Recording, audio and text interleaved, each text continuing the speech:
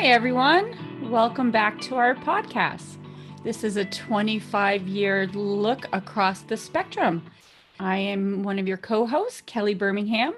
I am a board certified behavior analyst working in the field for over 25 years.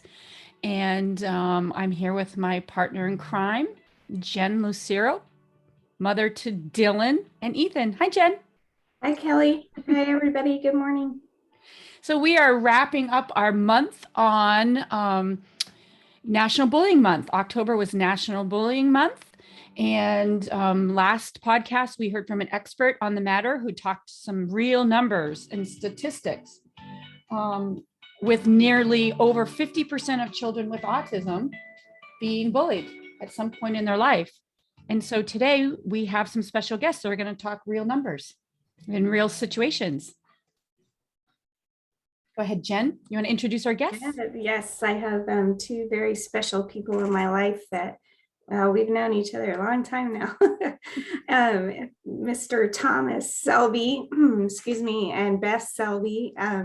We met during a journey together with Autism Speaks. Beth was my advocacy chair for all of Southern California, as well as my walk chair for San Diego.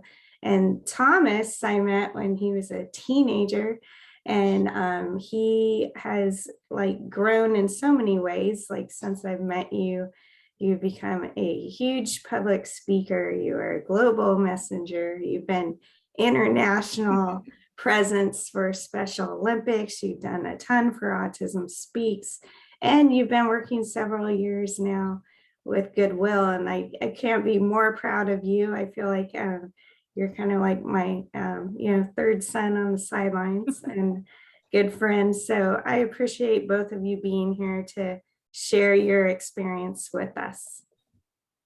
Rock star, Thomas. Thomas, Thanks. do you want to just share for our audience a little bit about your age, a little bit about your story, and your mom, Beth, can join in too? All right. Well, my name is Thomas Selby, and I am 28 years old, unbelievably. I know. Part of my background was back when I was about until I was 4.5, I was nonverbal, and I had a lot of attitude problems and gave my parents a lot of sleepless nights. It was just a crazy start, very rocky, and I had to go through speech therapy all through high school, and I ended up graduating with my diploma in 2011. Wow. Then not long after that, about 5 years after that, I started looking for a job, and I've been with Goodwill for 5 years now, almost 6 years now, and it's my adventure is basically just getting started. Awesome. And you work full time? Full time, five days a week, 40 hours a week. Nice. That's fantastic. So proud of you. I would like to add to his Goodwill story in that a couple years ago, they said that there was a cashier position that was going to open. And so they wanted him to apply for it. And he said, "Mom, I don't know if I can do this." And I said, "If you couldn't do it, they wouldn't ask you to do it." He applied for it and got it. And that's when he went full time. So they have been very supportive of him, and I'm proud. Nice. His dad and I are so proud of him. That's awesome.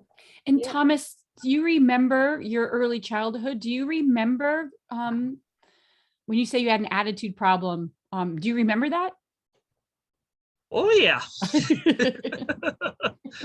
Yeah, well, according to my parents, I would figuratively, well, this part literally, I would climb on top of the file cabinets, literally, and figuratively, how do we put them on? Crow like a rooster, or Yeah. shoot my mouth off? Yeah. Yeah, that was in kindergarten and first grade. And he picked up a few very colorful words that we didn't at that time speak. We didn't really speak in our house. Yes. And but he was in a special day class, and that was, we'd get the reports every day that that's what he was doing. Thomas, do you think, I know for Dylan, he also was nonverbal for a long time, and he was like you, and still actually he's still in speech therapy. I found when you were saying that, you gave your parents a hard time and you're doing all this, do you think a lot of that was because you were having trouble communicating verbally, and so it built up frustration for you? At times. Mhm. Yeah, at times. Oh, we did Mhm. too, because he couldn't let us know what he needed or wanted. Yeah. Well, this is for anyone who wants to hear more about your story, we have a separate podcast about the two of you and your journey and working. And so I'll link that into this podcast. Today, we're going to talk about bullying. And Thomas, I know that you experienced quite a bit of bullying, and you are able to express how that happened to us. So for our listeners, I know not all kids can communicate their experiences. And so, having the opportunity to have you talk about it is incredible for our audience. And I thank you for sharing memories with us that might be painful and difficult. And Thomas and Beth, either of you, if you want to start talking about around what age the bullying started and what the bullying looked like. I can start off a little bit on that. Okay. It's funny because it started off when he was in preschool at the church that we were going to at the time. They had a preschool, and my husband was working there, so he got to go in the preschool, and he still couldn't talk. And so in order to get the kids to pay attention to him or to ask them to play, he didn't know how to say the words, so he would push them. Or, and because he was trying to communicate something that he wanted, and, he just wanted to play, but it came out kind of rough because he pushed them, and he was taller. So at one point when he was very small, when he couldn't talk, he was the one that was kind of doing the bullying, and we're starting to work with him on that. And that phase passed when, after a few months in the preschool, we took him out and put him in private home daycare so that he wouldn't get asked to leave the preschool. That is so common. I have heard that scenario, Jen, you too, over and over again. Yeah, for sure. Thomas, do you remember that? That was a long time ago. Vaguely. Yeah. Yeah. So then, all right. So then you learned how to communicate and stopped pushing kids in an effort to try to communicate. So you went from being kind of a bully, not intentional, not meaning to, but kind of bully, learning new skills. Then what happened next on your journey? Well, when did you start to feel bullied? Well, I'm gonna have to hop into the time machine in here. I think excuse me. I think it was probably junior high, I think. Okay. I think I'm trying to remember as best I can. It was Okay. yeah, I think it was junior high. Yeah, it was, people were just like making fun of me, like about all the stuff I like, and making fun of my name, and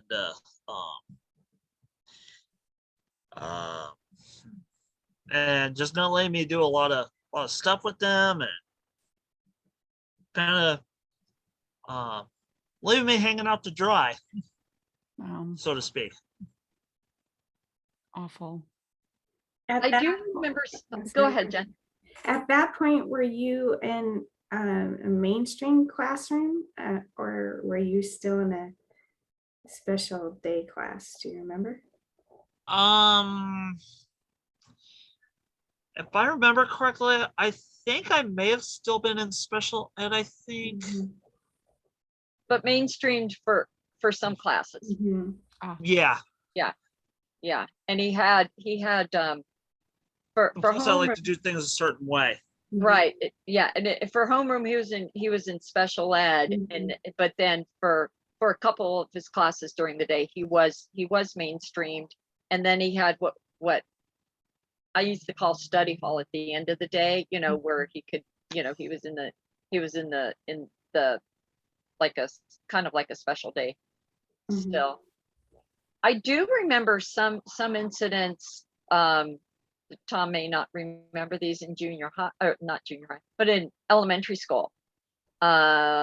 Around third, fourth grade.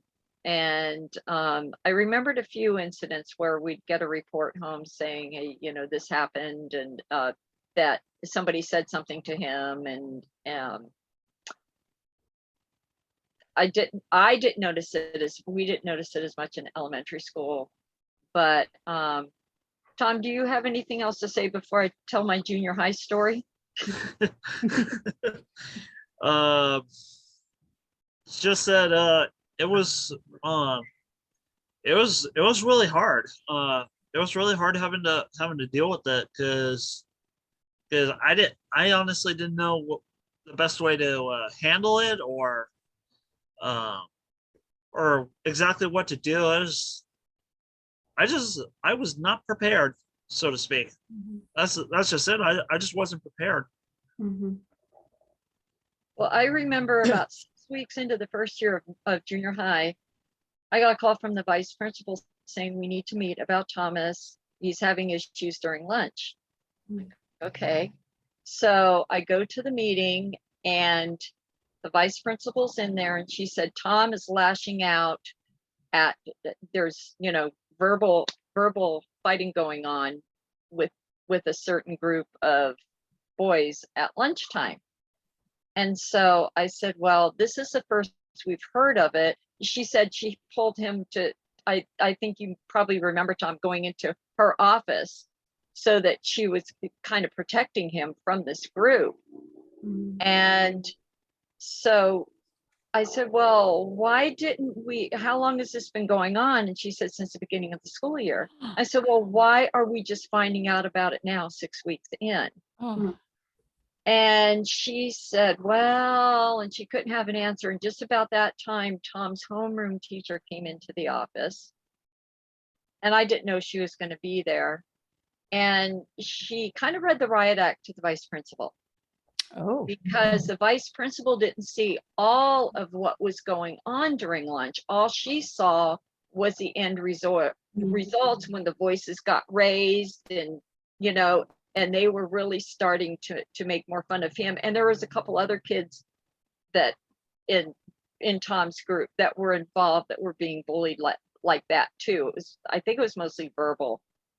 And so they only saw Thomas right, acting out. They didn't see what was causing Thomas to become upset. right, Ah, that's so right. common Mhm. right. So the because home, kids can be really good at keeping under the radar, Yeah. right? And being very subtle, and then people only see when it's escalated and the people that are now angry. yeah. Yep. Okay. Yeah, and that's what was going on. So the homeroom teacher had seen it also. She had seen, and so she told the vice principal, she said, this is not an isolated incident. This is happening all over campus.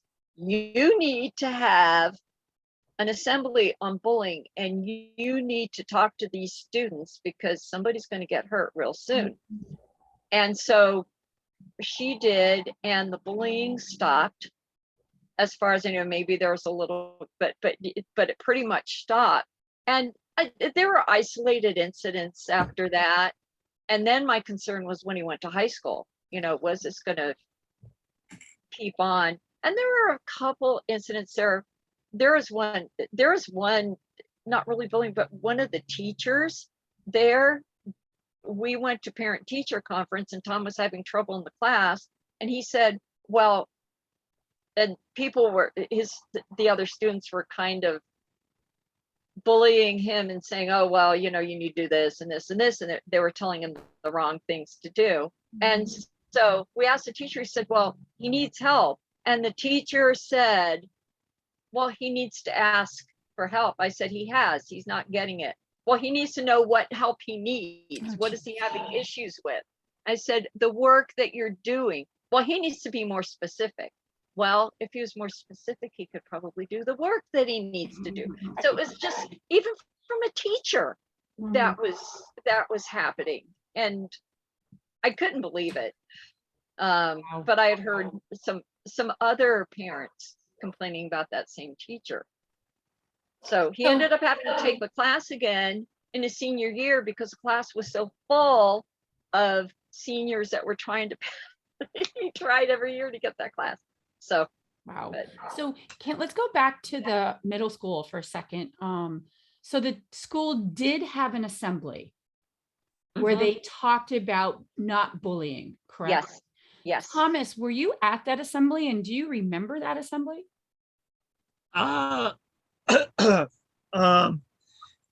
Sorry. Okay. That was like several years ago. I probably may have been. But yeah, I think I probably was. Yeah, that was like several years ago. For sure. I just think that a lot of schools don't do assemblies like that, and that you had to advocate in order, and thank goodness you had a teacher aligned with you who could tell the truth. Yes. And I know that our last podcast on bullying, I'm actually a board member of a group called Kind and Safe Schools that goes around and gives assemblies. But what they try to do, and I was curious, Beth and Thomas, about your experience, is what we try to do with that is not only talk about ways bullying happens, but we talk about the strengths and abilities of folks. And so we talk about the strengths and abilities and training other students to be bystander allies, right?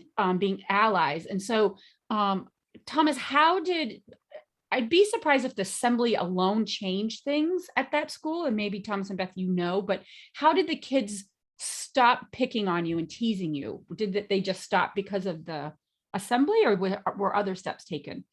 Oh, I remember. It was actually this thing called peer mediation. That's what it was. It was called peer mediation. Basically, two older students would get together with those who were involved. We'd discuss it, and then we would like talk about ways to prevent it from happening again, and then we would like sign a paper saying, okay, we've discussed it, we've worked on a situation, on a solution, and now we're putting it in motion. Wow, That's so great. Yeah, it was. I love that. Yeah, I think it was like probably like maybe 15 to 20-minute talk. Usually it does like sometime after maybe lunchtime, because then there's not as much noise, so that everyone can hear what everyone is saying. So yeah, that kind of thing really that kind of thing just really took off. That's very cool. Something dawned on me when you were talking about the assembly, and Kelly, I think you'll remember this because I think you helped this. Because Dylan is a little older as well, but you guys are, I feel like you guys are kind of like the pioneers, like, the world's very different now for Mhm. people on the spectrum and awareness. But, you're 28, and Dylan's turning 22. So it's kind of a wave of, a lot of people not being aware of autism and, situations. I remember when Dylan was in kindergarten, we had a principal, she's amazing, Margaret Sanders, and Mhm. she knew that she was, they were getting their first wave of special ed class, and it was autism specific at the school. And she took it upon herself to want to get educated and educate all of her teachers and staff and the students. So she created this whole, she had everything, a PowerPoint presentation, she had literature, all this stuff. And she had this big program, and they kind of highlighted the kids, but they didn't like point out like, names or it's this kid. But I remember it was such an amazing thing. And I know they were young, but bullying starts young and it's Yep. usually taught. And after that, it was like Dylan was like mayor of campus. It was like we couldn't like walk up to the school without people coming up and, trying to say hi and stuff. And I think, what you're talking about with your school, like, and I know it's gotten better and better. And Beth, this from all of our work together. I just think, the more things that we can have like that. And I love the idea of the mediation Me with too. the peers. Like, man, I'm sure that just made such a positive like turnaround impact for you, Thomas. Well, my husband works for the same school district that Tom attended, and that's why he got into this work, was because of Thomas. Mhm. And when he applied for the job, and we had known them with all the IEPs we had done, they snapped him up. He's been there for like 17, 18 years now. And they still do for the junior high, they still do the peer mediation things. Nice.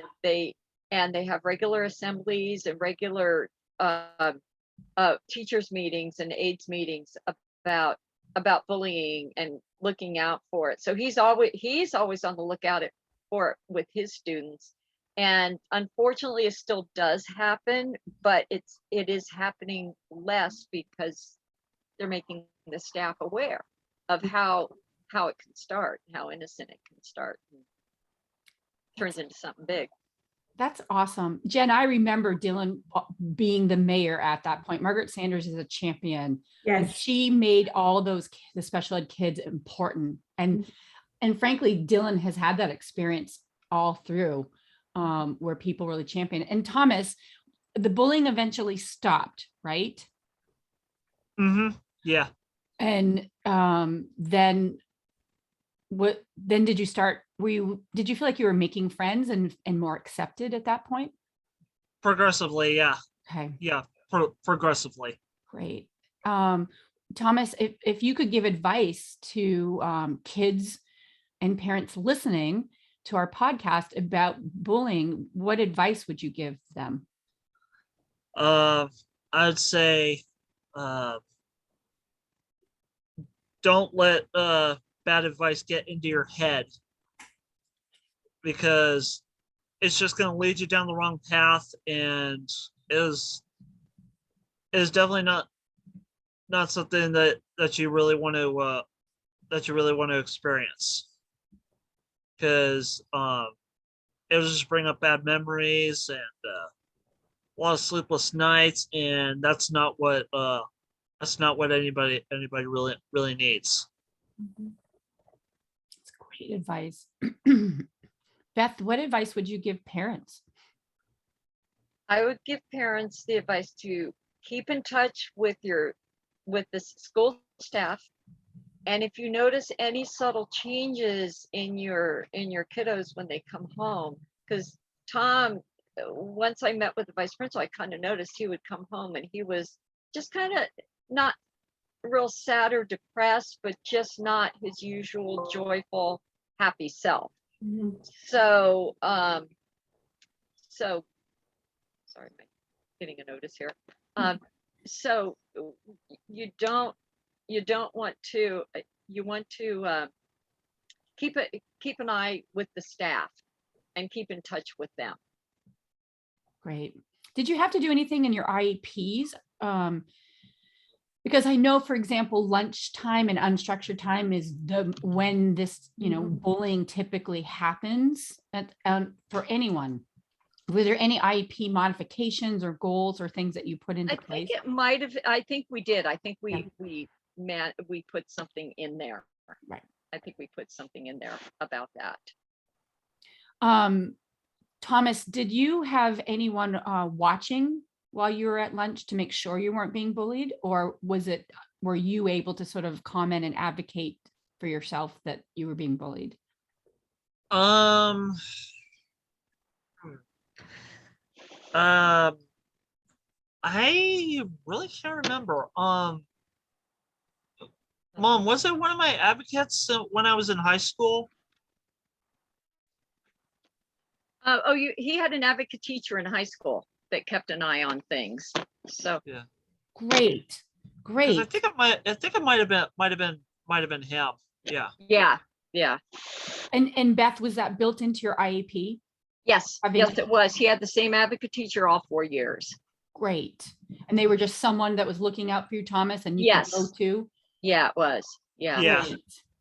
And That's that was very cool. in the IEP. Those are great tips. So what I'm hearing, and to sort of summarize, is sounds like initially when you were younger, you were a little bit of a bully yourself due to the inability to express yourself. But once you learned to be able to do that, things went well. But then you got bullied and teased in middle school, junior high, for some of your interests and things that you liked. And then once the school did an assembly and did some education and you had a teacher looking out for you, that got better. And the peer mediation was really helpful. Did I summarize that fair? Yeah. And then Beth, being close in touch with your school, having that advocate teacher looking out for him seemed to be a really nice solution. Yeah, that was in high school that they had that. And I mentioned it to some other people in the district. And uh-oh. Tom, Oops. Uh-oh. okay, so I was talking to another parent in the district that had a student at another school, and I mentioned Tom's advocate teacher, and they said, "What's that? That's awesome." So I guess maybe Santana was the only one that had it. I don't know, but I mean, even to this day, I haven't heard of that specifically. I think it's interesting though, because Dylan's starting he's going to age out. So we're starting the adult right. program, but there's different categories, and one of the first huge categories is self-advocacy. But Yeah. then there's never been, to my knowledge, I've never seen anywhere like a advocacy teacher, or unless it's specifically written as part of the IEP, so that's great. I mean, talk about bonus, right? And now that makes sense with you, because that has been always your main thing is Yeah. advocacy for. Oh yeah. So it's a And now I'm natural left. fit. Yeah, and now Tom is very good at advocating for himself, and his advocate teacher. We got so friendly, and he would give us heads up on anything, because there was a couple incidents. There's one in high school I remember where some kids they did something with Tom, like poured a bunch of water on his head or something like that. They thought it was this big practical joke. Well, the teacher kind of went off on them, and so they ended up. I remember that, but he called me right away about that. I had forgotten about that till just now. Advocate teachers, great concept. Once again, that's you and your family trailblazing. Yeah. For that. And I know, Tom, you're also, because I've known you so long, you're not only a great self-advocate, but you're a really good friend and peer, and I know that you advocate for others, and especially your teammates in Special Olympics. So I feel like you are become now a mentor to others.